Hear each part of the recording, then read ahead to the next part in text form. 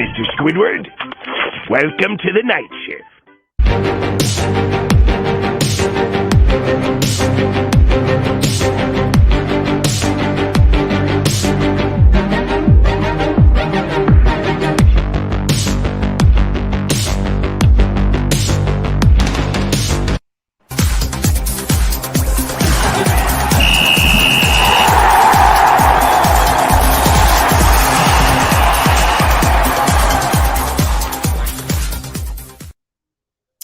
We begin the MI6 Sports Network's late-night sports talk show, folks, with breaking news coming from the wide world of Major League Baseball, and the San Diego Padres have done it once again, folks. Good evening, everybody, alongside Isaiah Leung from the home studios in Fremont, California. Yours truly, Callan, McClurg, with you here from the home studios in San Diego. That breaking news, folks, comes in tonight literally about 2 hours after the Padres had lost today to the Miami Marlins 9-3. But again, folks, the first major Padre trade, and for that matter, the second biggest trade made so far before the upcoming deadline on Friday. The Padres have swooped in and traded for Pirates second baseman and outfielder Adam Frazier today in exchange for, along with cash, in exchange for 3 Padre minor league farmhands, including number 5th ranked prospect Tucupita Marcano, who's on his way to Pittsburgh with 2 other Padre prospects today. But again, that trade again, folks, is Adam Frazier from the Pirates to San Diego for 3 Padre minor leaguers, including their number 5 ranked prospect in the pipeline, and infielder-outfielder Tucupita Marcano to Pittsburgh in exchange, as mentioned, for Adam Frazier, along with $1.4 million sent to the Padres' way, which, again, begins the another active deadline for the Padres. And certainly, Isaiah, so far there's been not a lot going on right now with the trade deadline right now. Again, that deadline is on Friday at around 1 o'clock local time here on the West Coast, though.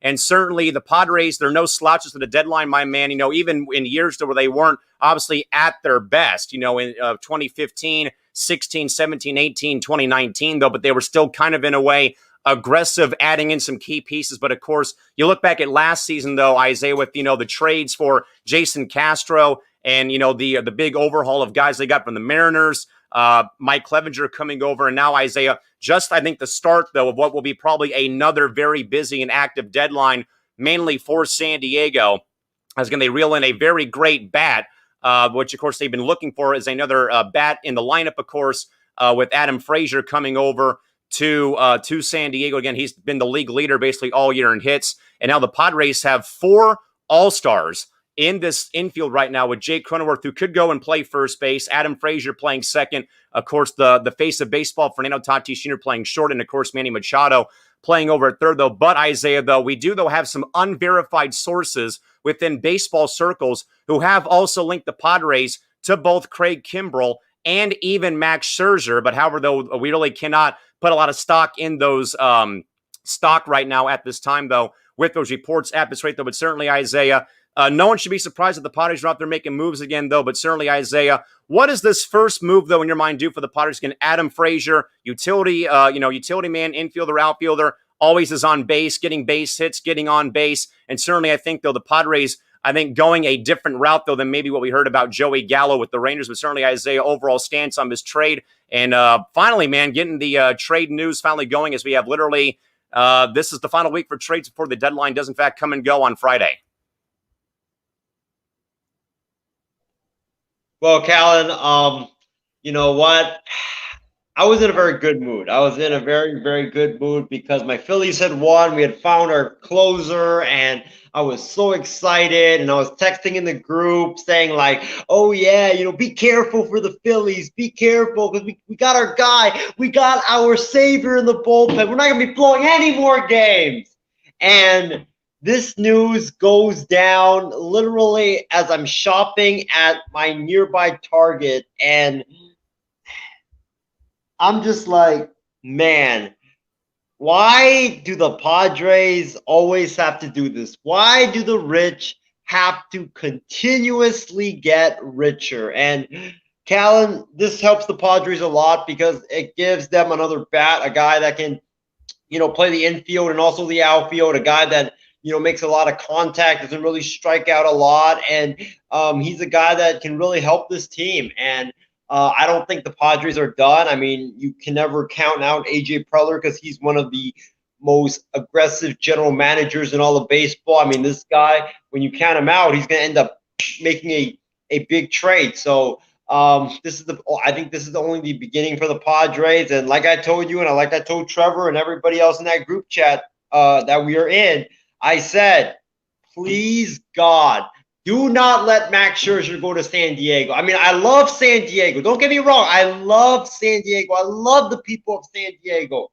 But save some for the penny pinchers, please. Isaiah, so again, this is just the start because, again, like I said, that we do, though, folks have some unverified sources, again, who work within the baseball circle.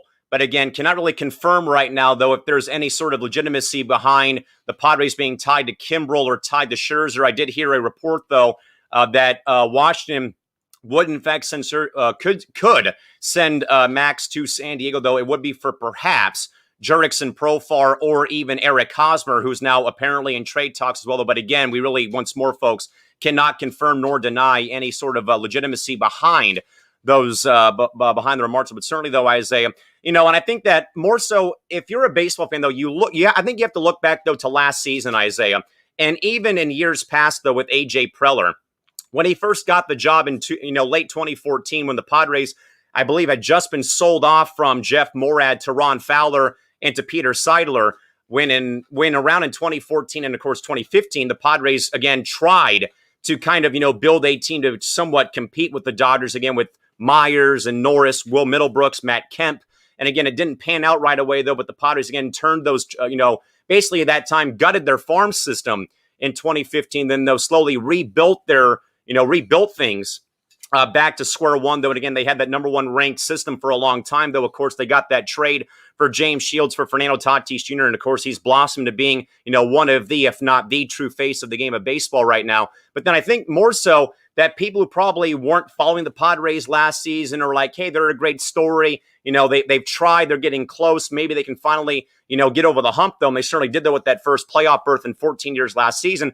But now it's almost like when you hear the Padres are in trade talks, you're like, what can the, it's almost like, Isaiah, they can't do any wrong. It was what it kind of seems like, though. But yes, they did go wrong, though, in 2015, though, maybe with other moves, though. Maybe they did, in fact, strike out with Eric Hosmer, that 7-year contract, though. But certainly Tatis, Machado, they both have panned out so far. But I do think, though, this may, in fact, right now, though, Isaiah, maybe somewhat, I think, though, kind of ruffle Padre fans' feathers a bit, though. Like, where are you going to put this guy? Because right now, maybe the only guy, I think, though, Isaiah, who may have had a giant question mark on his back for the Padres in the outfield right now is probably still Tommy Pham. Though Tommy has picked things up, though, considerably in the past 2 months, though. But he's still, I think, though, that there's something, though, I think just wrong. But not with him playing, though. But I think, though, with his health, though, with the offseason issue here locally in San Diego, and he's been obviously getting scorned for that, though. But Isaiah, more so, though, is I guess more so for you, though, as an outsider, though, your overall perspective, though, about how, in fact, that AJ Preller is just not afraid to go out there and roll the dice and gamble. And if it works, it works. And if it doesn't, it doesn't. Though. But certainly, Isaiah, I think, though, you have to respect, though, what this guy has been trying to do, though, here in San Diego for the latter part of 6 seasons here during his time as the Padre GM and Executive VP of Baseball Ops. Callan, don't get me wrong. I respect him a ton. He's my type of general manager, not afraid to go out and swing for the fences. That's my guy. That's my type of general manager. And, I'm not like the reason why I'm kind of salty is because I'm jealous, man. I wish, my Phillies had him. I wish my Oakland A's had him. I mean, he would be better than Billy Beane and, David Forrest, or, Dave Dombrowski's doing a okay job, but I would rather have AJ Preller, a guy that, goes all in to try to win it. And, I respect him for what he does. He does a great job, and he's kind of what I think that baseball should be. A lot of teams should have had that attitude where, instead of tanking, we should go for it year in and year out all the time, because fans don't pay lots of money and take time out of their busy schedule to watch a team tank. They want to see wins. They want to see teams, try to go for it all and try to win a championship year in and year out. Now, Isaiah, though I love this move, though, because again, this is more so in a way, though, the bat the Pirates have been looking for, though, because again, right now their bench is probably not the best right now in Major League Baseball. Again, with Profar kind of being starting, he's been in center field for a bit recently. He has been on the bench. He's played second. He's played first. He's played left. He's played right. He's been basically the Swiss Army knife. You have Jorge Mateo. He really can't do much with, I don't think, because of his contract, where I believe he has to be on the roster. I don't think he's a Rule 5 guy, but he was dealt away from Oakland during the latter part of last season. But more so, he's been used, though, to pinch hit, or he's been basically more so been on the Padre roster to be the pinch runner late in games, though, or to be the guy in extra innings, though, to come off the bench and run. Ha-Sung Kim is, getting, established in the States, though, again, coming over from Korea. He's looked good in spurts, but I don't know if he's got, enough playing time right now to really, I think, say it's a bust, for the Padres getting Ha-Sung Kim. But I do know, though, that having Adam Frazier, though, certainly is going to help out, though, either at second. You can slide Cronenworth to first base, give Hosmer a day off. Maybe he becomes a bench piece for a bit. Maybe he's a trade chip, maybe for a Scherzer or a Kimbrel or someone else, though, down the line. Because right now, I think that the Padres, right now, that I think more so that James hit the nail on the head, though, or that James Gonzalez, our man, hit it on the head, though, saying that many on Padres Twitter do not like Hosmer and his hitting downfall and his odd plays that he has made, certainly with his hitting more so. But Isaiah, right now, as you think about the Padres making this trade, though, where exactly in your mind do you believe Adam Frazier fits in right now on this Padre roster? I think he could play all sorts of positions. I think you could put him at second. I think you could put him at short to give Tatis a day off. I think you could put him at third to give Machado a day off. And also he can play first base, to give Hosmer a day off once in a while. And also he can play the outfield. So you can use him in all different sort of ways. He's a guy that I think that you can use to give guys day off as we go down the stretch because, once August and September hits, you're going to want to give guys, a lot of rest so that they can get ready for the postseason. And also, I also believe that he could play second because I think right now your second basemen are Ha-Sung Kim or Jurickson Profar. And I think too. Cronenworth's the starter right now. Yeah, Cronenworth.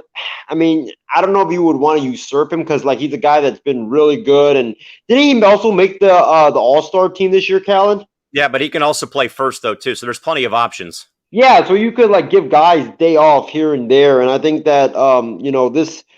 I don't think there's really one set position for him. I think you could just move him around and you can just put him, in the starting lineup pretty much every day at a different position.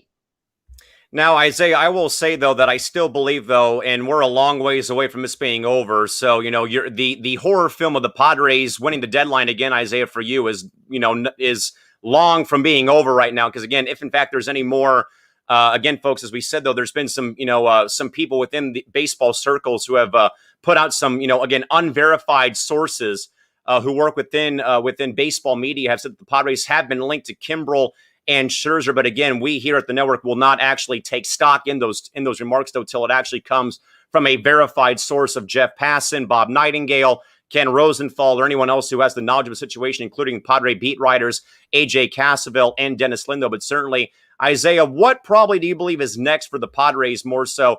I still believe it has to be a starting pitcher. Relief corps perhaps is like a bonus for me, but I've got to see this ball club, though, Isaiah, go and grab not necessarily Scherzer or an ace, but grab a bona fide, starter to kind of help take a bit of a load, though, off the rotation right now at this point in time.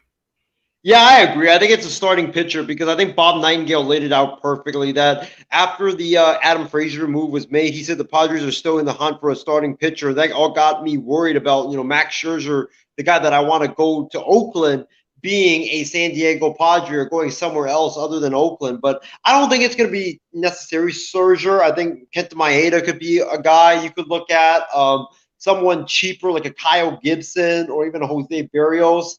And I'm trying to think of other starters that could be out there. Maybe Sonny Gray. I know he just signed a 3-year extension. I don't know how willing the Reds would be, willing to trade the guy. And maybe, man, John Gray would be an interesting one. I think John Gray has good stuff. I think he's got, elite potential as an ace, but I think moving him from Coors Field would really serve him well, because I think that's why his ERA has been inflated over the last couple of years. But Callan, I want to touch on Scherzer for a bit, and that is, I think that today's win by the Baltimore Orioles really sealed the deal on Scherzer's fate. I think Max Scherzer is a goner at the trade deadline, because I believe their GM Mike Rizzo said 2 days prior to this past week that the Washington Nationals this week of play would determine whether or not that they were going to be buyers or sellers,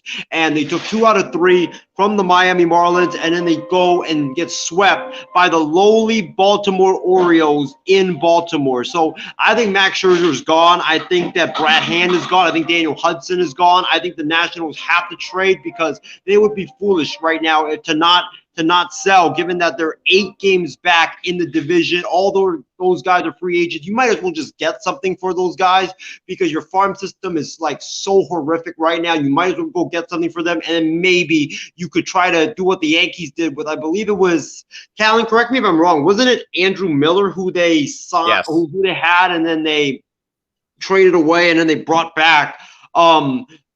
I think you could do that with Max Scherzer. They did that with Aroldis Chapman too in 2016. I think it was Aroldis Chapman. My bad. I think it was Aroldis Chapman, not Andrew Miller, where they had him, they traded him for prospects, and then they re-signed him in the offseason. I think that's the best plan for the Nationals, because I think the Nationals, I don't think you should go in a full tank mode, full rebuild. I think they still have a lot of talent on that squad, but get some talent to rebuild your farm system, and I think that would be the perfect plan for the Nationals moving forward.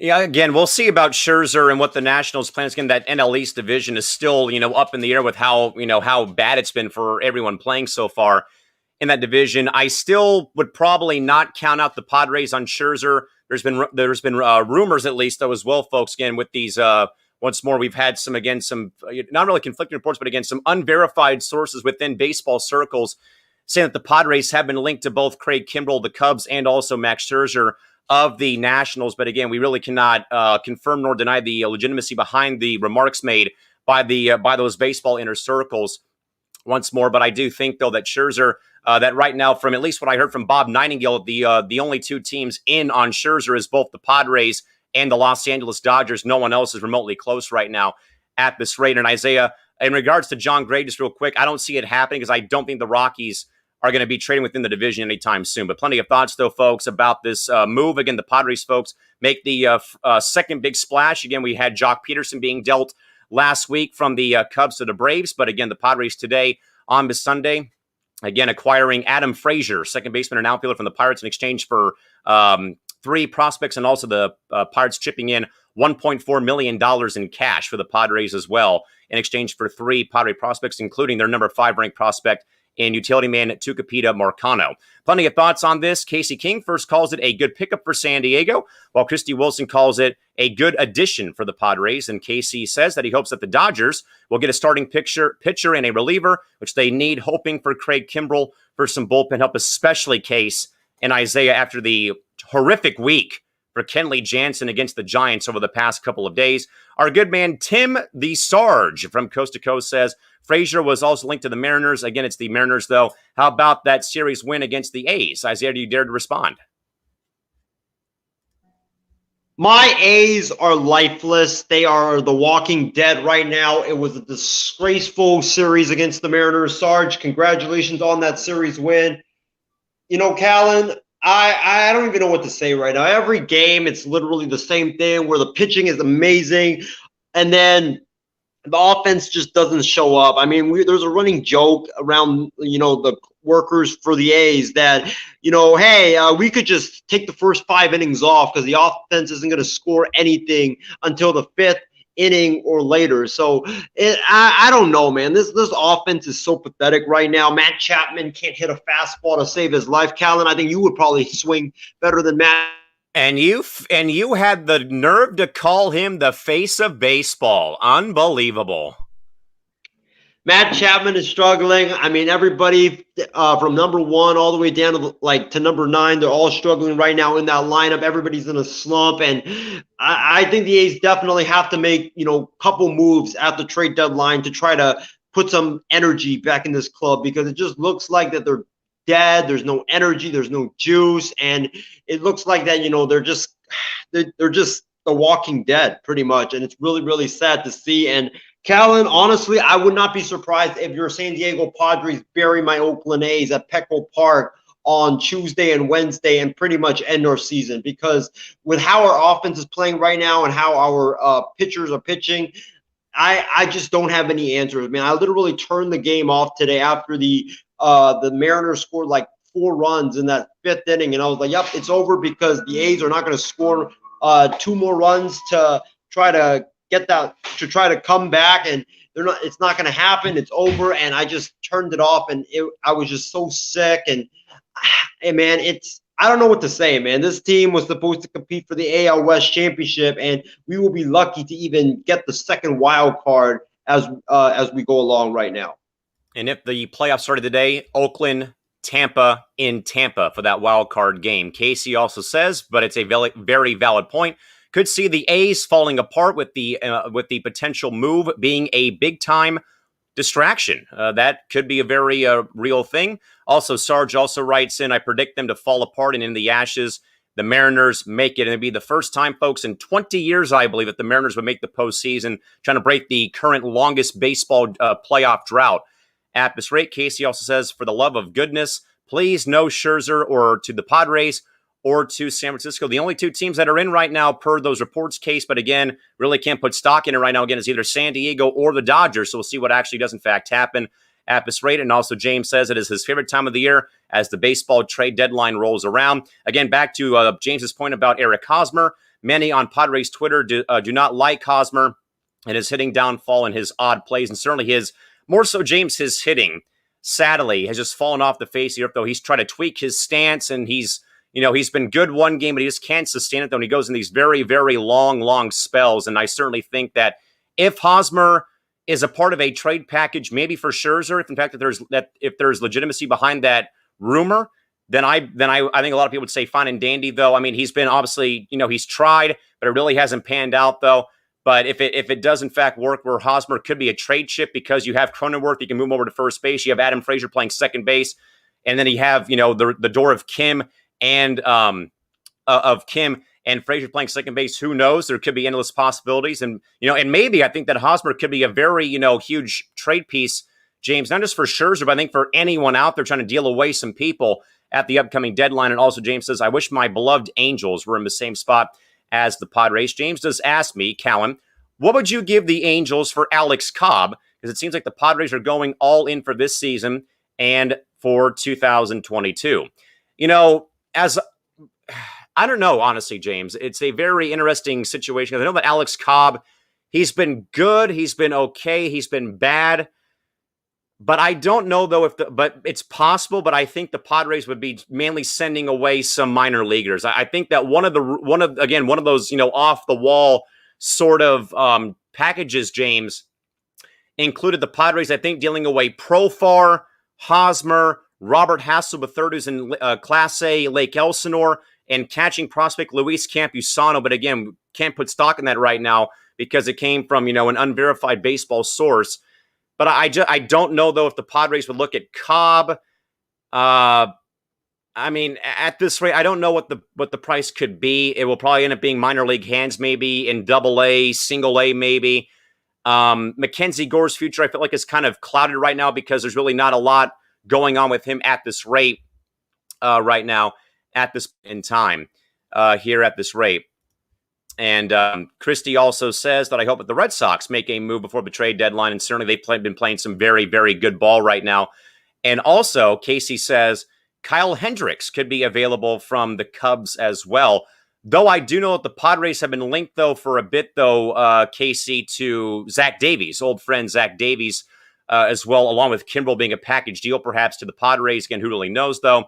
And Casey also says, will not mind if it's Hendricks and Kimbrel to the Dodgers, though. Case, I do think, though, that I did hear some reports, though, from local radio here in San Diego that I believe that Hendricks has been ruled untouchable. I think he's the only guy who's not really touchable on that Cubs rotation. And James counters Isaiah by saying even Herman Marquez of the Rockies is even on some radars.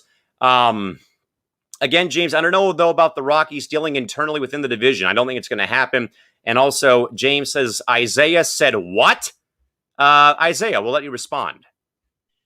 Yes, I said it. The A's are lifeless. They are dead right now, and it's just so painful to watch. And they, Callan, I just don't have the energy to watch this team anymore with how badly they are struggling right now. Their offense just can't get going whatsoever. They need to make a couple of trades to wake this team up, or else I could see, how Sarge said that the A's are going to fall. And they're going to fall apart and go into the ashes, and the Mariners are going to make it. So the one trade I am proposing right now, Billy Bean, David Force, if you're... It's not going to work, guys. We're going to move on now, folks, to the other big news in the NFL today that broke earlier on Sunday. That, of course, though, is right now embattled Texans quarterback Deshaun Watson was set and did report to training camp on Sunday, despite, again, some very, obviously, huge issues off the field right now. And certainly, Isaiah, I believe that we were talking off air, man. This was a very similar situation to maybe some other off the field stuff, though, where he had to either show up, though, or risk not being paid or something like that. But Isaiah, certainly, though, what do you make, though, about Watson going to camp, though? But also, do you see him playing a down at all this year for the Texans in the 2021 NFL season? What do you think, man? Well, let me say this. When I first saw this news, I was shocked because I thought that there was no way in hell that he was going to report. But then when I read the article and I read more into it, he's just doing this because right now I guess he's on paid leave because of all the off the field issues that he's dealing with, and the NFL wants to do an investigation. And if he wants to be paid during his leave, he's got to show up to Texans training camp. He doesn't have to participate. He can just show up and just sit on the bench and just watch his teammates throw a football around and practice, and he'll get paid. So it's pretty much like free money for Deshaun Watson. Just show up, just watch your teammates do their thing, watch the new head coach David Culley coach the football team, and you'll get paid thousands and thousands of dollars. And if you don't show up, I guess he doesn't get paid during his paid leave. So that's the only reason why he showed up. I still don't think he's going to play a single down for the Texans this year. I think that, I think this investigation is going to drag on. And I honestly, I don't think he probably will play this season because there's just so many issues and so many lawsuits surrounding him right now. Isaiah, I really hate to see, and I think we all hate seeing athletes, for these type of reasons in the news. But I do think, though, sadly, Isaiah, that we will not see Trevor Bauer pitch again for the Dodgers this season, and nor do I believe that we will see Deshaun Watson play it down for the Texans, because I kind of feel like, though, that the league, I think, though, Isaiah, and even the Players Association, they're going to keep, I think, extending these, paid admin leaves for Bauer and for Watson as these guys can try to battle, try to, do their stuff off the field, though. But certainly, Isaiah, if in fact, though, that there is no Deshaun Watson, where do you perhaps wind up seeing Houston? I mean, it's going to be obviously a very long season. Again, J.J. Watt's gone in Arizona now, but certainly, Isaiah, without Watson, what kind of a season do you think you're looking at right now if you are, in fact, a Texans fan right now, and also in that very, very tough AFC South division? Well, you're either looking at the Tyrod Taylor era or you're looking at the Davis Mills era, because those are the two quarterbacks that they have right now on their depth chart. And I think that if you're the Texans, you might as well just prepare to try to tank for the number one pick and try to tank for USC quarterback Keaton Slovis in the upcoming draft, because with that division and how strong it's getting, I know it's not the best.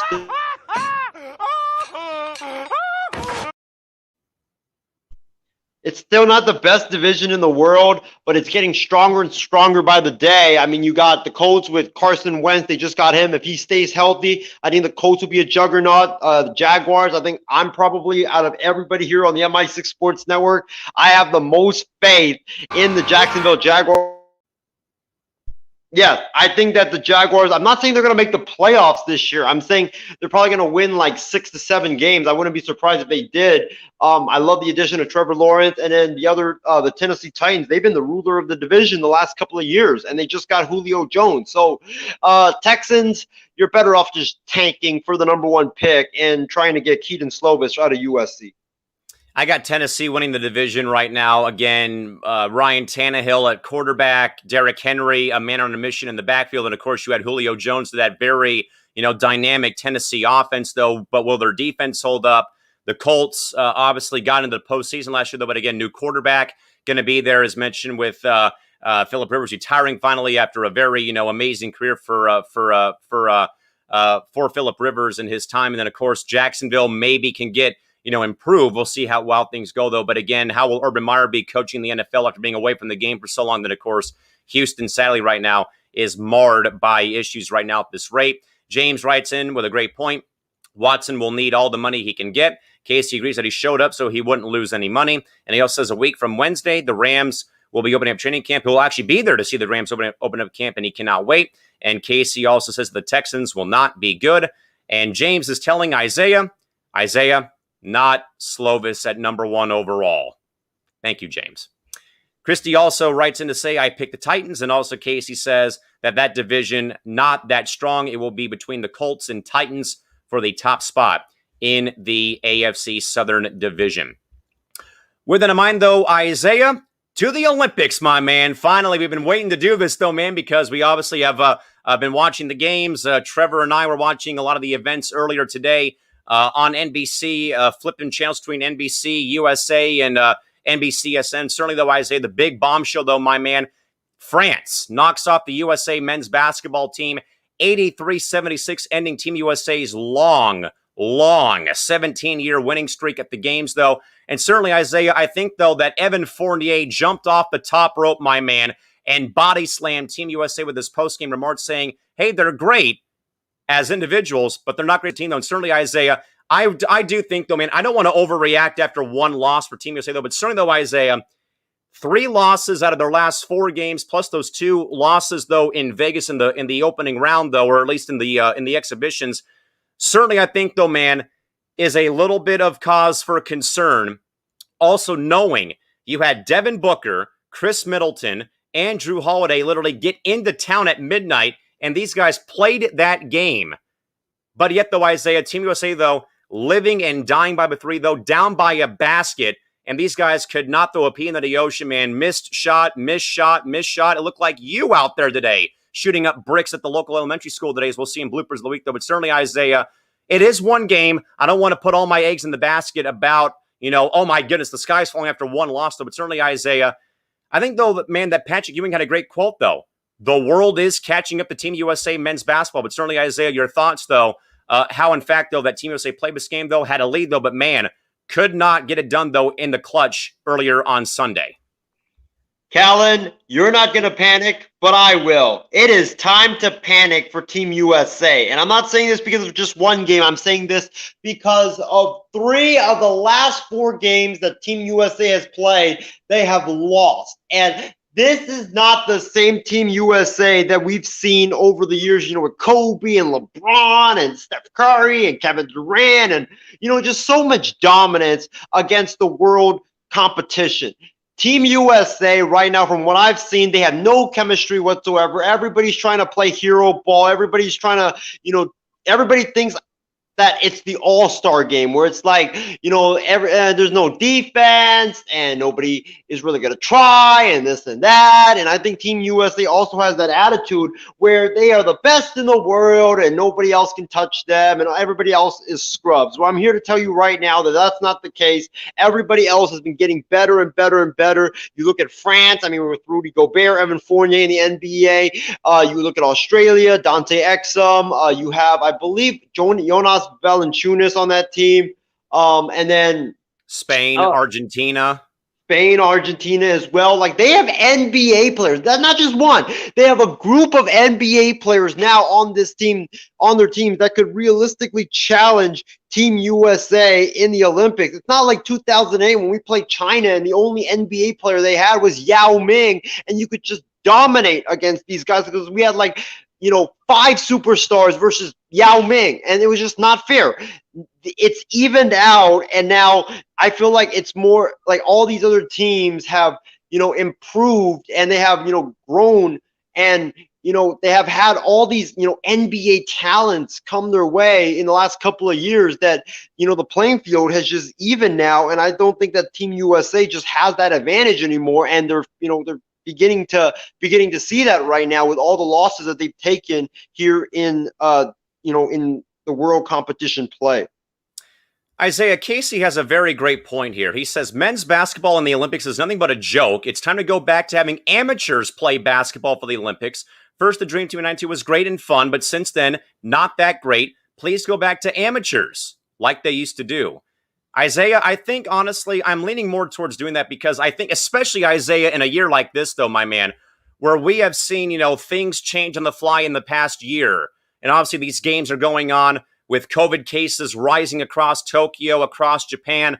Obviously, there's no fans. We've seen players pull out. Sadly, folks, today in golf news, John Rahm pulled out from the golf event because he had a second positive COVID test in a 6-month span. So he's done, as is, of course, the man Bryson DeChambeau. So certainly more things going on with COVID. But Isaiah, more so, I think, though, sadly, that more so, my reasoning why Team USA is not that good this season is NBA season, for one, moved to December, condensed season, but also no time for these guys to get on the same page, and especially with Book and Holiday and Milton coming in. Isaiah, you're right, though. There is no chemistry right now with these guys. I mean, I think they're all out there kind of playing for themselves right now more than they're playing for the name on the front of the jersey right now. Yeah, I agree with that, and I think that I like Booker a lot. You guys know my fandom for Booker. Chris Middleton, I have a lot of respect for him, but I mean, I've said Bucks in 6 for a while. I'm going to stay with it. Just a reminder. Chris Middleton, I have a lot of respect for the guy, but those guys, Devin Booker and Chris Middleton, I know they made a commitment to Team USA, and it's an honor to put on the USA uniform. But if I were them, I would not play because you just had a long finals run. Now you're going to go play for Team USA. You're only going to have, after the Olympics, 1 or 2 months off before you have to go back to training camp and to training for the next NBA season. I think that next NBA season, you could see the Suns and the Bucks and all these guys, all the teams that these guys for Team USA are playing on, you could see them either struggle or have more injuries because we saw this year, Callan, with no time to rest and recover, and these guys just playing basketball, all throughout the entire year, it wears on the body. And you have to rest. You have to let your body recover. You can't go a full 11 out of 12 months or 10 out of 12 months of playing basketball without any punishment from your body. So, Callan, I'm kind of fearing for next NBA season that it might be the same like it was this season. I know LeBron and AD, they're going to be fully rested, but I'm talking about these guys from Team USA that, was in the bubble last year, only had a month or a couple of months off, and then they jumped right back in for this past season, and then this season concluded, and then they come to play for Team USA, and then after the Olympics, they're only going to have a month or two before the NBA season gets ready to get going once again in late October. Isaiah, Crimea River, women's basketball players play year-round in foreign countries to make a sustainable living. So don't give me this nonsense about men's basketball players having to go through, a year of playing year-round. Women's players do it every single year. Plenty of thoughts, though, on the game at this point in time. Right here and right now, Christy says a good match going on between the USA men and Argentina in the women's indoor volleyball today. And glad that Team USA won the match. I believe they swept them, too, but it was a very, very close game, though, between Team USA and Argentina earlier on Sunday. And also, as mentioned, Christy says she's rooting more for Team USA in women's hoops, as am I, as usual. And James says, go world. Rooting for the world to beat Team USA this year. James also says that Luka, currently in action versus Argentina with Slovenia, who I believe this is their first games ever as a nation. Casey King with the hammer and body slamming Isaiah. He says, Isaiah, still waiting for you to throw that pie in your face like you said you were going to do. What's the holdup? I've had some stuff come up the last couple of days, and I'll do it. Excuses. Also, James also says, Bucks in 6. Bucks in 6. Bucks in 6. Thank you very much for that. at this point in time. With that, Isaiah, to the next event, though, over in gymnastics. It was the team qualification event today. And Isaiah, a very bumpy day for Team USA over in the gymnastics arena today, as Simone Biles was not her usual self on Sunday, but the team, though, did in fact have a good finish, though, finished right behind Russia in second place. So, but certainly, Isaiah, me and Trevor were, had constant banter today in the network group chat today about all the events today, though.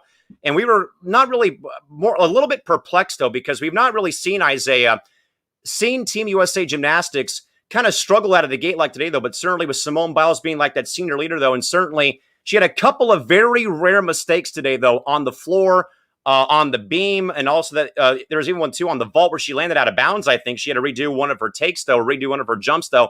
But certainly, Isaiah, this is only qualification, but certainly, Isaiah, but right now, I think we all agree, though, if you're going to, struggle, get it out of the way in qualifications and not during the final event for a medal.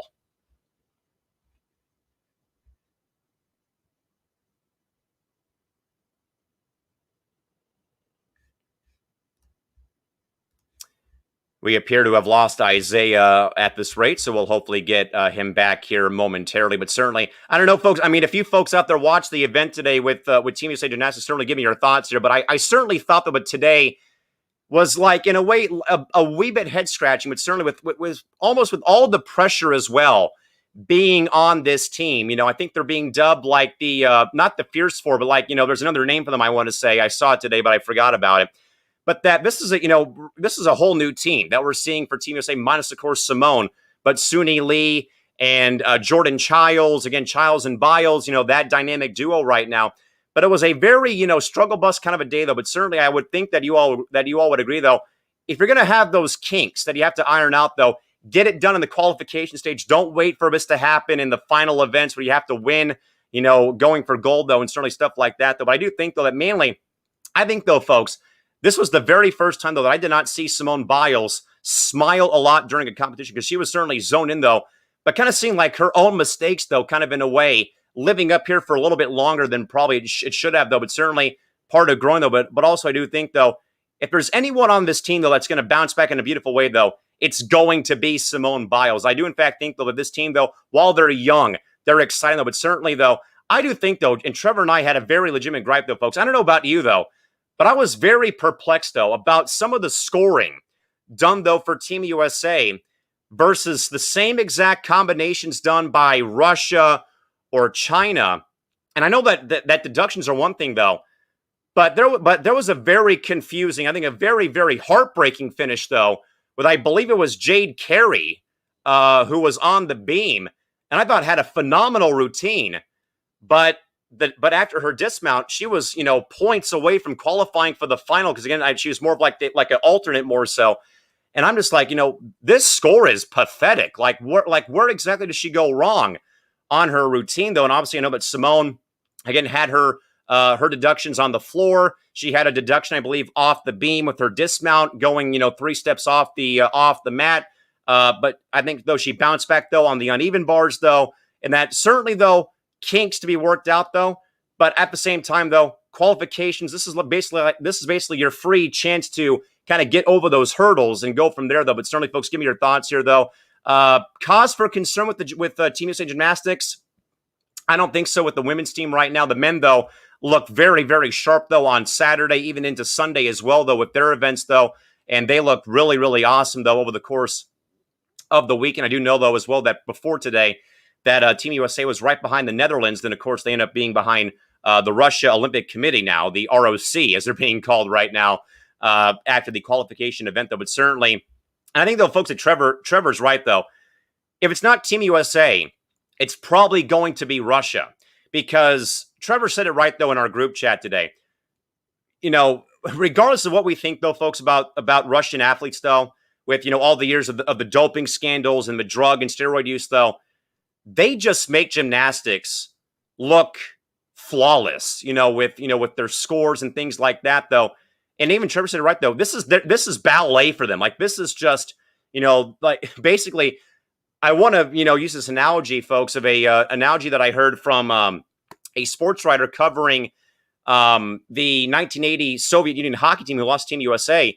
They basically called them government-sponsored magicians on ice, and I kind of feel like that, not necessarily about the government, but that they're just, but their training regiment though, and maybe perhaps they still bend the rules a little bit though, but I certainly think though that if it's not Team USA for gymnastics this year, it's probably going to be Russia, because they just simply, how do you beat these guys? How do you beat, Russia at their own game essentially in gymnastics? And again, with how they have been though over the past several times. But certainly, we do, in fact, folks, bring Isaiah back. And certainly, again, Isaiah, obviously, man, I think a lot of people probably, I'm not going to call it concern, but I think just more so we're like puzzle, like, this is supposed to be, Team USA Gymnastics, like, the best team ever. And again, new faces, some butterflies maybe for the first timers. Again, a lot of 18-year-old kids are on this roster.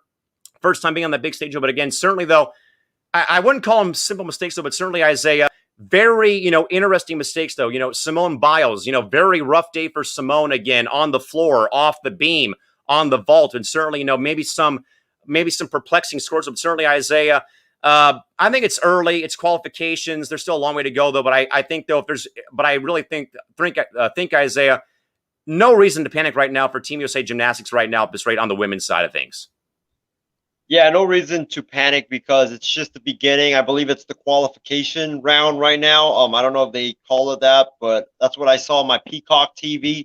But, it's early. I think they'll get their act together. It was just a bad day. I think Simone Biles, she's going to be fine. She's going to be back to her usual self. And all the other, women gymnasts that we have here on Team USA, they're gonna bounce back after this poor performance by them today.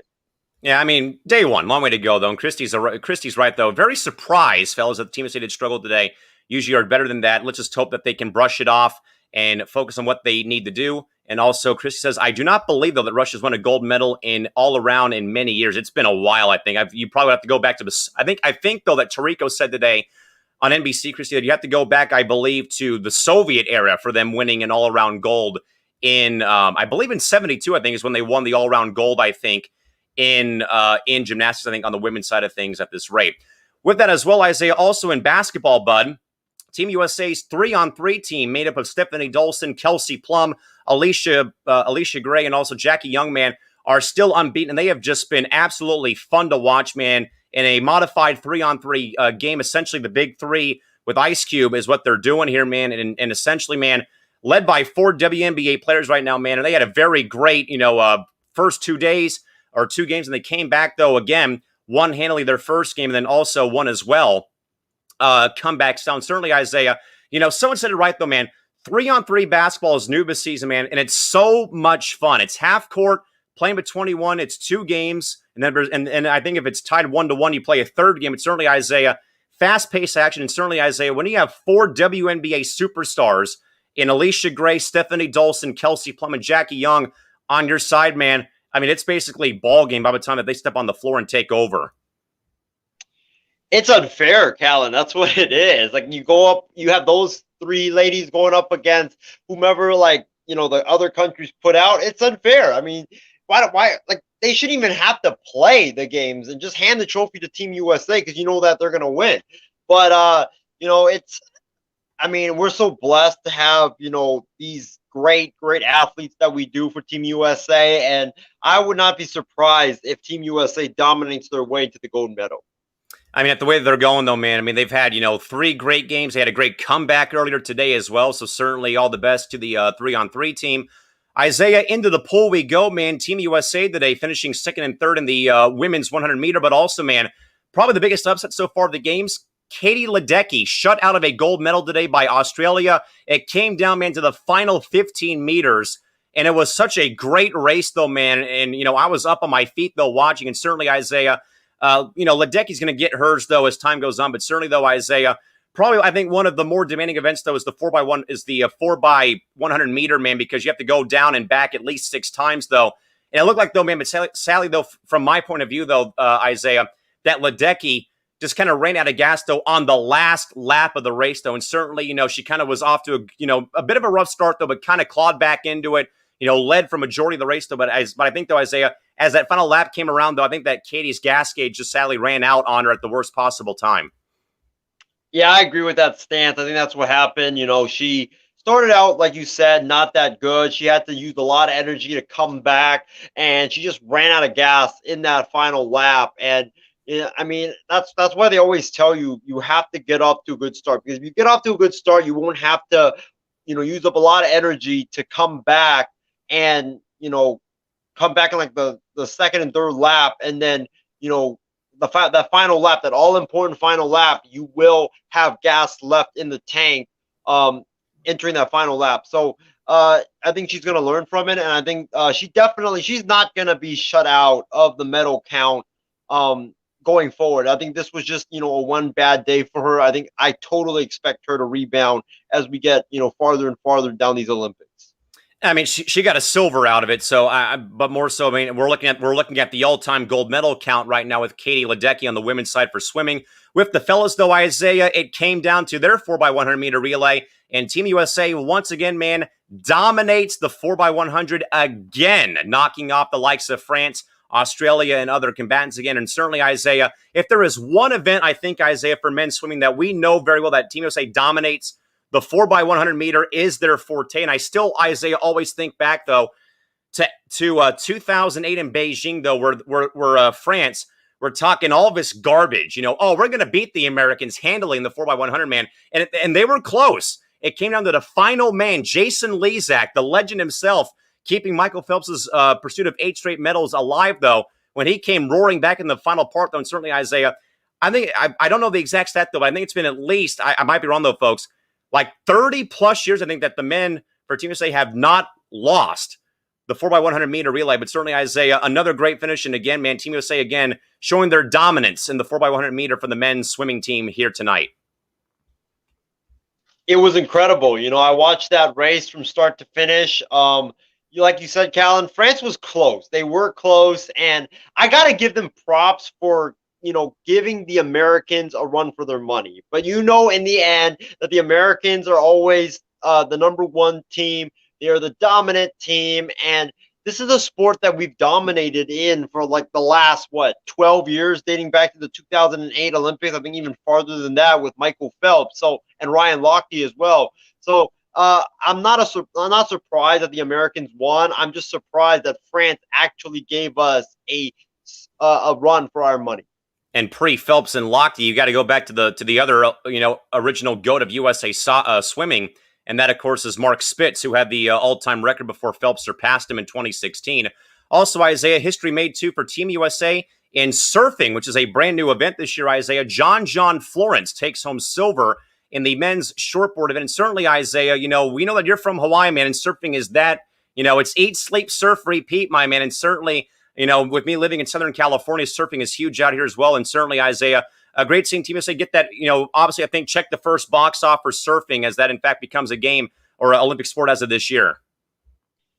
Callan, I think the next time I go down to San Diego, I think me and you need to take our surfboards and go down to the beach, maybe go to the beach by La Jolla and do some surfing because, maybe, who knows, maybe one of these years, me and you can go into the Olympics as a surfer. But I'm kind of glad that surfing is a part of the Olympics because I think surfing is a really fun sport. I've done it like once in my entire life in Hawaii. Can you believe that, Callan?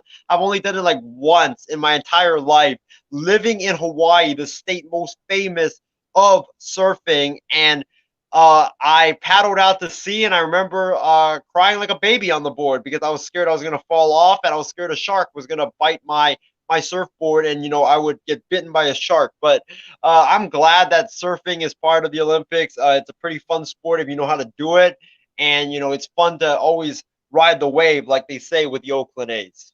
I haven't been out in a while, but I do have my board and my wetsuit somewhere. But certainly, again, John Florence, the inaugural Team USA surfing member, winning a silver medal in the shortboard event for the men. Over, folks, in tennis, as of earlier today, Team USA knocked off Croatia in women's doubles 2-1, while the USA men in singles knocked off Slovakia and Korea, but also defeated the Aussies in doubles today. And certainly, Isaiah, the other event I was watching today, it came down to a walk-off homer, but Team USA softball, Isaiah, remains unbeaten as they knock off the bitter rivals from Japan 2-1 today in the bottom half of the seventh inning. They will play again. Same two teams, Isaiah, for Olympic gold on Tuesday.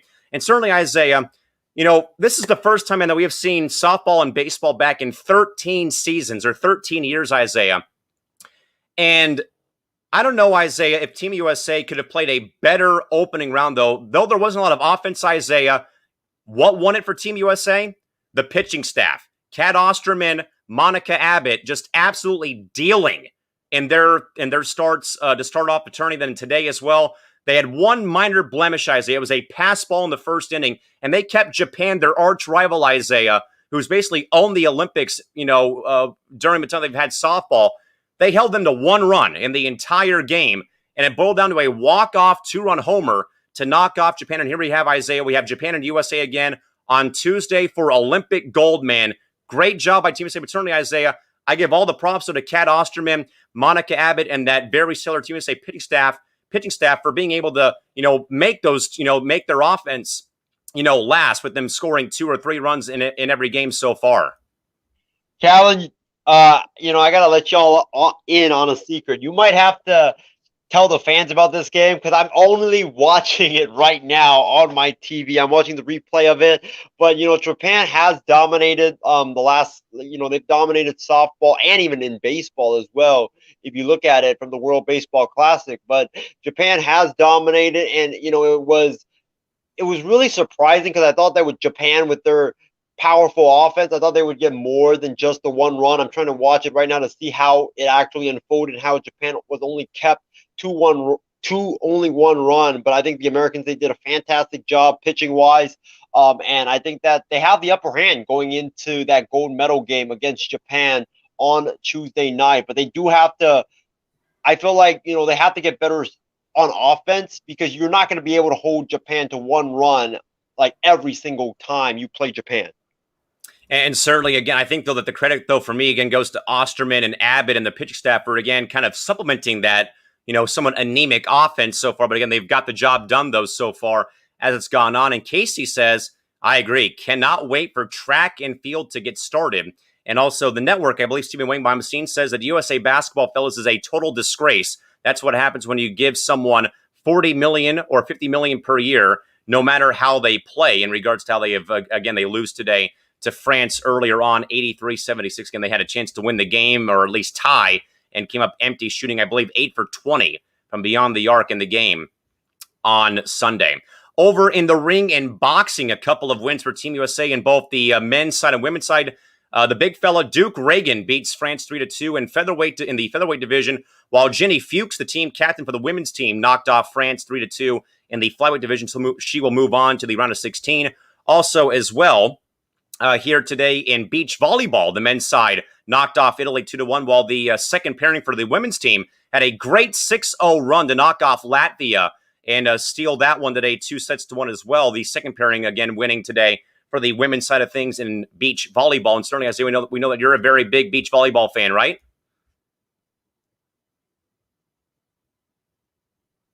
Isaiah, you're muted, buddy. Sorry about that. I was on mute right now. I'm trying to, figure out how this iPad works. But yeah, I am a big beach volleyball fan. I've watched the legendary duo of Misty May and Kerry Walsh Jennings, and then Kerry Walsh Jennings after Misty May retired, and April Ross as well. So looking forward to that.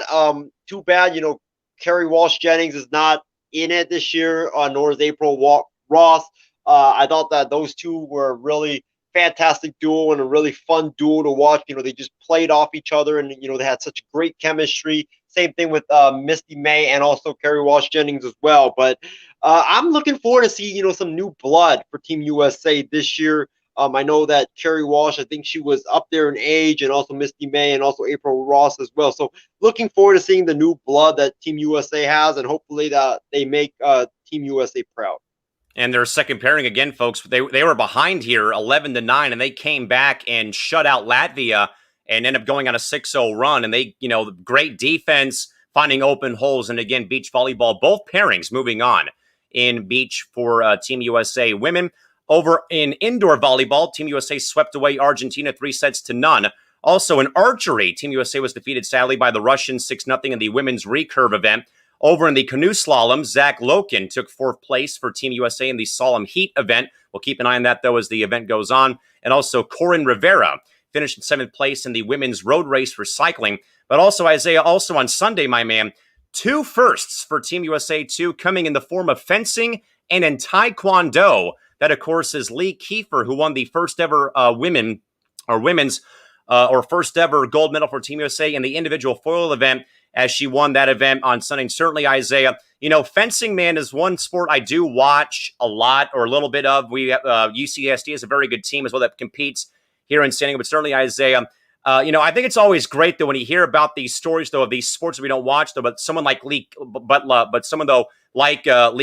Isaiah, or Kiefer, who becomes the first to win a gold medal for Team USA in that sport. But certainly, Isaiah, USA fencing, they're always in the conversation.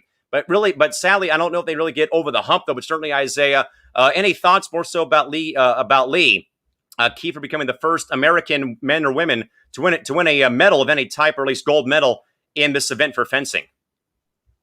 It's amazing. Hopefully it's the start of something big, and hopefully it's the start of something great for Team USA, because we, like you said, we haven't been that good in fencing in the last several Olympics, and hopefully this is the changing of the guard, like I always like to say. So good for them, and I hope that this is the beginning of a new era for Team USA.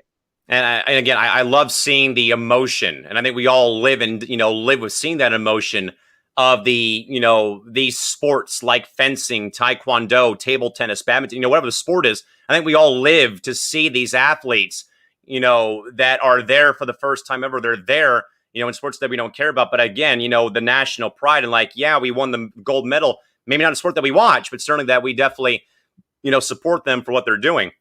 And also, Isaiah, one more first for everyone else out there. Over in the very combative sport of taekwondo, Anastasia Zolotic became the first American woman to win gold medal in her weight class for taekwondo. And certainly, Isaiah, if there's one sport I also enjoy watching, man, you want to talk about a physical sport, my man, taekwondo is right up there with judo and boxing, and of course, everyone's favorite of wrestling. But certainly, Isaiah, again, props to Anastasia for winning that first gold. And again, man, seeing her reaction, and she literally just had to, basically kick this person, kick the opponent, because she already had won on points, I think.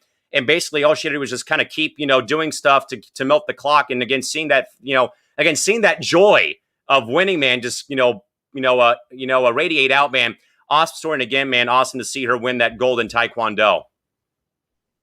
That's what the Olympics is about, seeing these athletes' reaction to winning the gold medal and to winning for their country. I think that's what the Olympics is, that's why it's very important. And that's why, I'm so glad that COVID didn't wreck the games, and the games are still on. And, I'm looking forward to seeing more of it as, the Olympics goes on, whether it's taekwondo or ping pong or track and field, decathlon, also, swimming as well. I just like to see these athletes' reaction, all the hard work and the dedication that they put in, and then they get rewarded for it with either a gold or silver or even a bronze medal.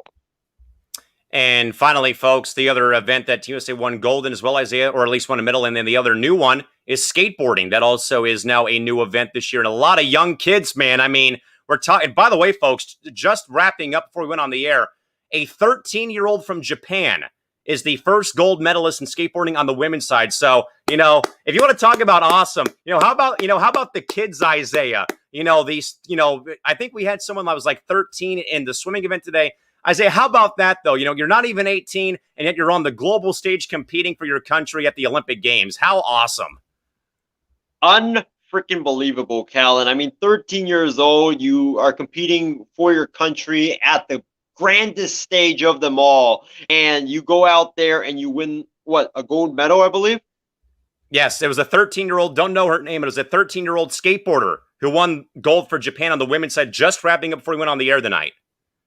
If I'm the Japanese prime minister, I am giving her the key to the state, because yes, how rare that is to see a 13-year-old win a gold medal. They are winning a gold medal in the Olympics, the grandest stage of them all. I mean, props to her. Congratulations to her on a amazing accomplishment. I might be wrong, but I kind of feel like that either Phelps or Ledecky won a gold medal like 17 or 16 or 15 years old as well. So I might be wrong on that.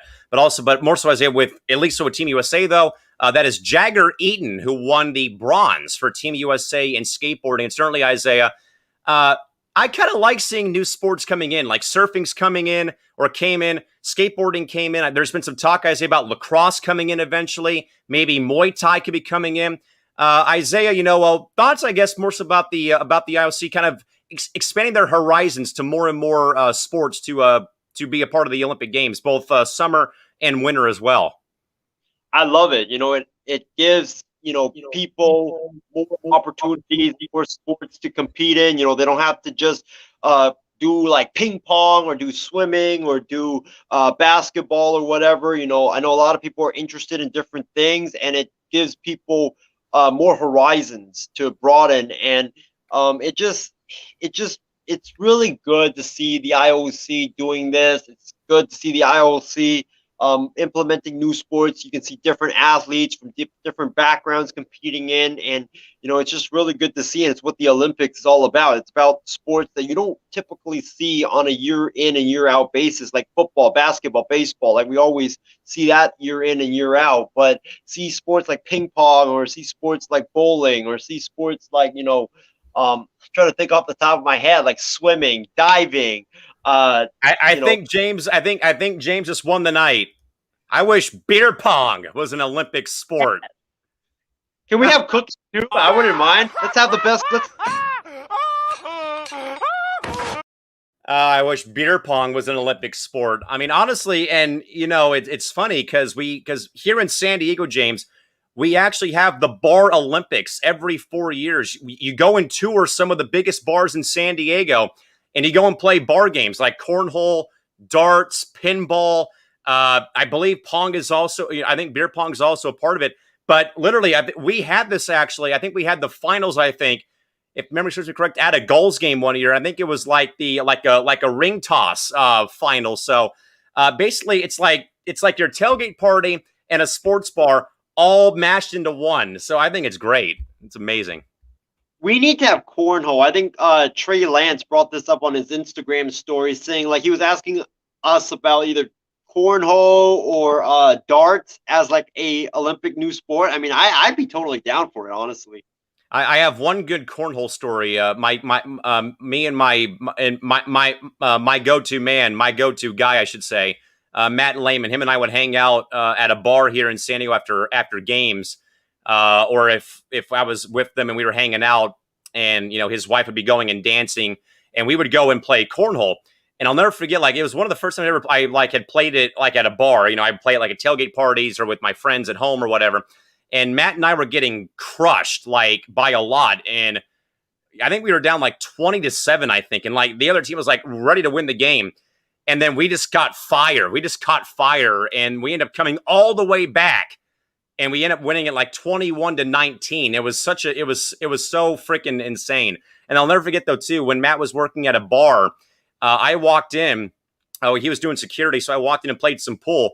I'll never forget. I won 7 straight games, Isaiah. And then Jeff Prott, the scoreboard operator for the Padres, comes in and whoops my behind. It was not even funny. And then I had my tail between my legs, and I walked out and went back to drinking my beer with my beer outside. It was so bad. He showed you to your lane, Callan. That's what happened, man. Hey, I wasn't running my mouth, but Jeff Prott is like one of the best pool sharks here in San Diego. And James also says, I am so there for beer pong being in the Olympics. Isaiah, I think you wanted to add on? Yes, I have another sport that I think, it's not really a sport, but I have another event that I think would... Cooking is not a Olympic sport, sir. And also, James says, moves like Jagger. James, true story. I don't want to speak on behalf of her, but shout out DJ Shiner Nichols, though. She actually once told me she does not play Maroon 5 at games or any event she works. I don't know if that's true. I'll have to ask her about it, but I did ask her once about Maroon 5, and she said she never plays them or does not play them. So I don't know if there's licensing issues or the lyrics are too dirty or what, but I'll see if I can reconfer and see what it might be. Isaiah, back over to you. We need Jagger in the Olympics. We need that. We need the one where, instead of you having those mini blocks, those wooden blocks, isn't Jagger like the tower? The tower, and you pull the blocks out, and whoever knocks down the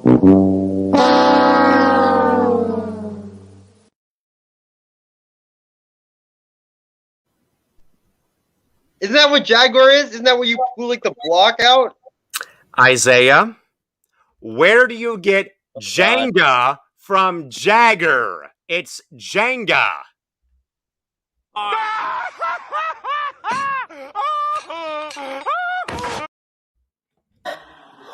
Oh my God, you had it! Isaiah loses again. Isaiah loses again. 10 games of losing. Isaiah loses again. Skull, skull, skull, skull. Skull, skull, skull, skull. Still keep on losing. Isaiah loses again. Isaiah loses again. Isaiah loses again. 10 games of losing. Isaiah loses again. He's worse than Stephen Wayne. He's worse than Stephen Wayne. Skills keep on losing. Skull, skull, skull, skull.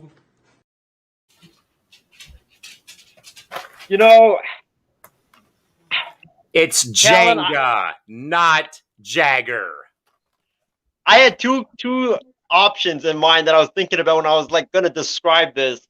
It was either Jagger or Jig Jag. I don't know how I got any of. Let's move on. Let's move on. We're done with this embarrassment. This might be worse than the hug. I had enough time to walk off the set and grab my leftover pizza that's been in the fridge all weekend. So thank you, Isaiah, for having another Huggies or Higgins moment. And Casey, I agree. Thank you. Yeah, Casey says, yeah, neither is Higgins being a Olympic sport either. And James says, I cannot imagine Maroon 5 going with a basketball game atmosphere. I think that's why Shauna does not play. But again, I don't want to speak for her.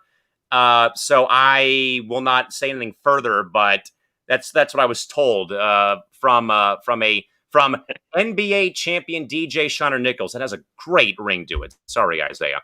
And yes, James, we will clip that segment. And also, James says two options, and both are wrong. What?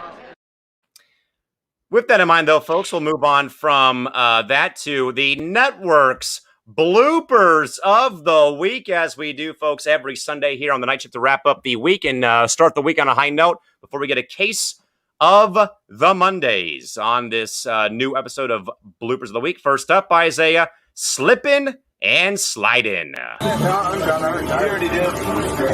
Oh.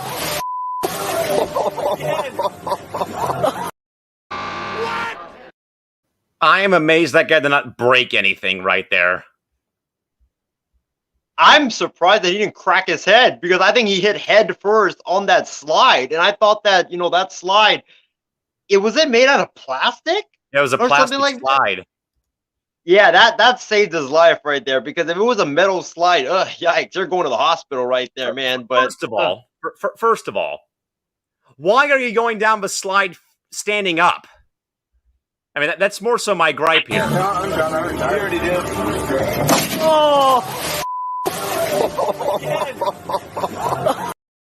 I mean, just that sickening thud of his body hitting the slide is bad enough. Callan, now that we saw it again, I see it that I think the side of his head hit the edge of the slide. I thought. Oh! Yeah, he's lucky he didn't crack his skull open. He's lucky he didn't face plant on the edge of that slide, but I don't know why people try to stand on a slide and try to, surf down a slide. It makes absolutely no sense whatsoever. James says, being drunk gives you bad ideas. Totally, 100% agree. Next up for that, a Olympic-sized belly flop.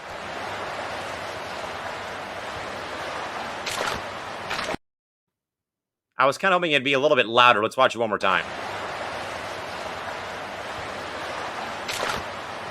What? There is no worse feeling when you are jumping off of a diving board than just hit me with your best shot and just letting the water hit you right on the torso. I did that one time when I went cliff diving with with a couple of my friends, and I was trying to do one of those tumbles into the lake that we were in, and knowing me and how unathletic and unagile I am, Callan, I made a turn or like a mid turn in the air. And then I was like, "Oh God, I'm screwed." And I was like a bird. I put my arms out, and I was just like, "Yup, screw it." And I just bang right into the water, and my stomach was hurting like heck. It was not Did it feel like you're being strangled? it did, and also it was loud as well. Like it was super loud that I even heard birds fly away. That's how bad it was. Gosh. Yeah, I mean that's the worst feeling ever when that happens. Next up, roasting one of our own. Isaiah builds a brick house. All right. Right here, brother.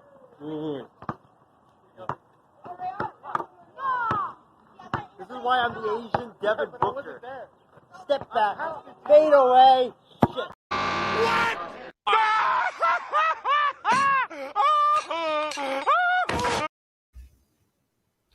Airball, airball, airball. First of all, let me say this. I actually hit the rim. You didn't really hear it hitting the rim because like the basket, it was underneath the basket when I filmed this. So you couldn't really catch the basket and the sound that it made. Secondly, yeah, this is exactly why I'm now retired from basketball and I picked up the mic instead. And you still want to challenge me to a game of one-on-one? Are you out of your mind? Well, Callan, you haven't played in 21 years. I played literally. It still doesn't matter. You're out here, jibber jabbing to everybody about how you're going to beat me, and it's just like watching this. Like this is easy. I mean, me and you playing one-on-one, it would be the definition of the toilet bowl because you haven't played in 21 years. I've only played 2 times in the last 8 months, so we would both be rusty as hell. I would not be surprised if we both brick so much shots that you could take all those bricks and build a skyscraper in China. Casey says that's the Higgins shot. Yes, it is. James also says that ball sounds too bouncy in the first place, and it's also too heavy for Mr. Leung. And please put that on Isaiah on Isaiah a fool. Yeah, we already know he's a fool. Last but not least, roasting Isaiah once more. I call this one Boom! Ah! We play basketball at. I'm gonna do 3 ball. Let's go. Boom! Ah!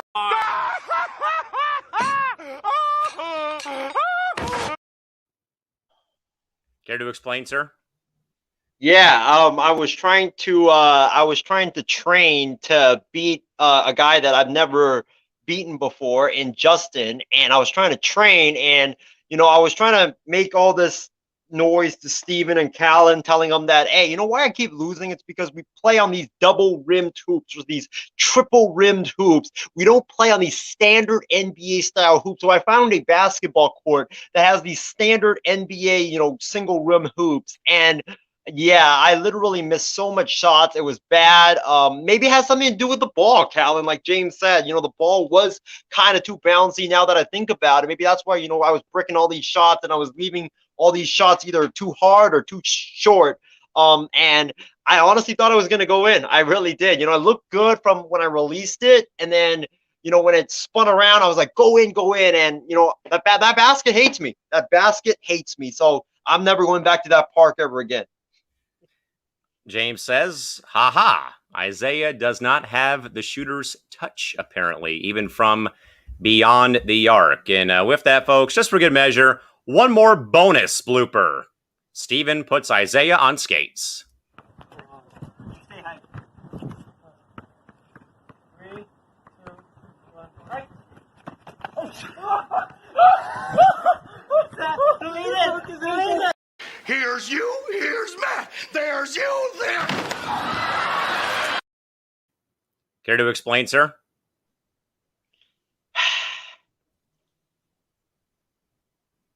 I was acting in that video. That's what happened, Callan. Yeah, I was acting in that video, and I just fell down to make Steven look good. I didn't get my ankles broken. That's everybody thinks, watching that I, did that as like I actually got my ankles broken. But come on, I was acting in that video, and I was just did that because Steven wanted me to fall down so he could look good as a offensive lineman versus a defensive lineman in football.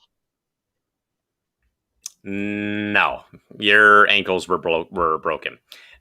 James says, when I'm all healed, fellas, from my injuries, I will send Isaiah a video of me making shots. And James also says, damn, son. Yeah, Isaiah put on skates by the founder of the network, Mr. Shareable Stephen Wang. Isaiah, we do not have time for you to add on. It's now time to go on into tonight's final thoughts.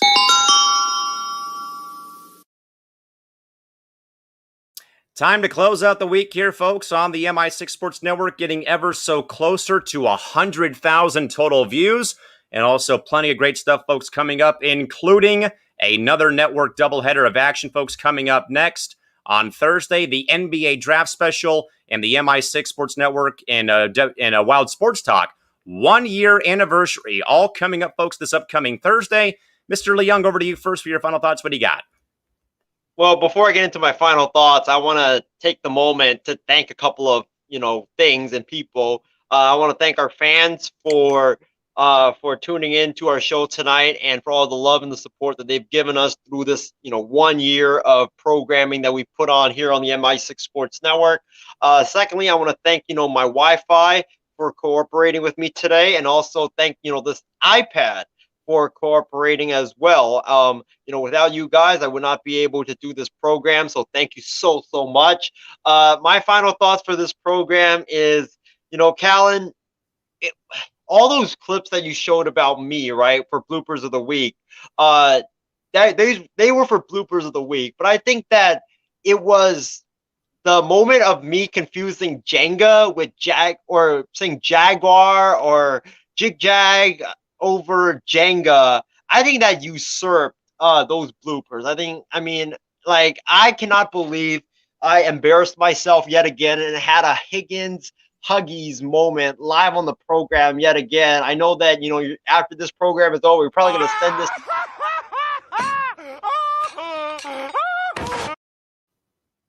You're going to send it to, everybody in the network, and, I'm never going to be able to live this down. So, I can't believe it happened once again. It's been a long day. So much coffee, so much Mountain Dew really screws your brain up. So, I'm going to blame that. And last but not least, Callan, Craig Kimbrough, who?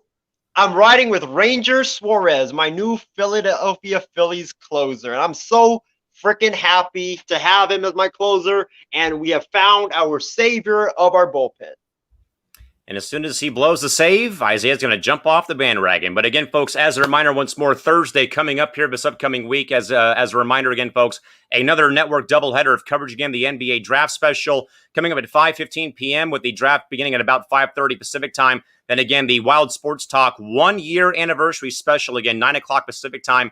Or in that ballpark, again, we're going to be basically taking about maybe a 15, 20-minute break in between programs to reset, maybe change our attire, stuff like that. Then, of course, come here and relive an entire year of WST program. We know, of course, that Isaiah did tell me he's working on a highlight video of some of the best moments on the program. So we'll have that for you folks during the course of the event. But again, as a reminder once more, NBA Draft Extravaganza, and again, the Wild Sports Talk 1-year special coming up, folks. All this is on Thursday, coming up here July 29th at 5:15 p.m. Then at roughly 9 o'clock p.m. for the WST special. We'll keep an eye on that time as, in fact, we get closer and closer to the draft program. As, in fact, we will keep an eye and see exactly how long the first round does, in fact, go. And also, James says, can't wait for the program for the draft special. Casey also says, great show tonight as well. And James also says, Isaiah having problems with his J's. Jenga. What is Jig Jag, Callan? How on earth do I put Jig Jag? I'm done, man. I don't even know what I'm saying anymore. I'm literally making up stuff at this point. And then James also says, Isaiah, drink water. Yeah, no more coffee. No more coffee or Mountain Dew. You say that today, but you're going to have like 2 cups of coffee like at 7 a.m. tomorrow morning. Anyway, folks, we will wrap things up for the night here again. Program schedule for you folks. Again, WST on Monday and on Thursday again with our one-year special. Casey, Isaiah's chickening out of the show again on Monday, so he's going to have to do it eventually. I really can't help you out with that, but he's not going to be on here on Monday because he's going to be, chickening out of the show again for, unknown reasons. But it's coming. Trust me, it is going to come. And Tuesday or Wednesday. Like I said, if I have to call Mr. Wang to go and tie him to a chair and pie him in the face that way, then I'll do that. But again, he won't be on air on Monday. But again, folks, WST back on Monday. Myself and Sammy Sharp 2-man show on Monday. Lounge back on Tuesday, 8:30 on Tuesday night. Fan response again. Ryan and Sam, round 3, going to be going at it again and grabbing each other by the throat and body slamming each other on Wednesday. Then again, the doubleheader, folks, on Thursday. NBA draft special, and also, as we also had talked about as well, with the WST one-year special on Thursday. Now, folks, a quick update here, too, that Isaiah wanted me to pass along. No BS, folks, is on an indefinite break right now due to accommodate Trevor and his work schedule right now, as he has a new job. He's living in Chicago right now, stuff like that, and stuff of that caliber going on, again, with his new position. So they'll be back, though, folks, once football season returns on Fridays. But we're also working out getting Roundtable hosted by our friends at Coast to Coast on a dual feed with MI6 starting on Fridays. In place of that right now, we also have a couple of ideas maybe for some trivia. We also have an idea for a Around the Horn type of show hosted by me and featuring guys from both networks being on the air. And then, of course, on Saturday and Sunday, again, the night shift will be back on there, though. But I will, in fact, the folks be away on Friday because I will, in fact, be at work, though, on Friday. And James, I know, man, pie time is coming up, but it won't be, sadly, on Monday because Isaiah is doing the chicken dance instead. With that, though, folks, for Isaiah, Leung, and the entire cast and crew here of the MI6 Sports Network, yours truly, Callan McClurg, saying good night here on this Sunday night. We'll see you folks back here, as mentioned, on Monday to kick off a new week here with WST getting underway at just about 6 p.m. in the evening with myself, with me, and with Sammy Sharp back here on the MI6 Sports Network, folks. Till next time, good night and bye-bye.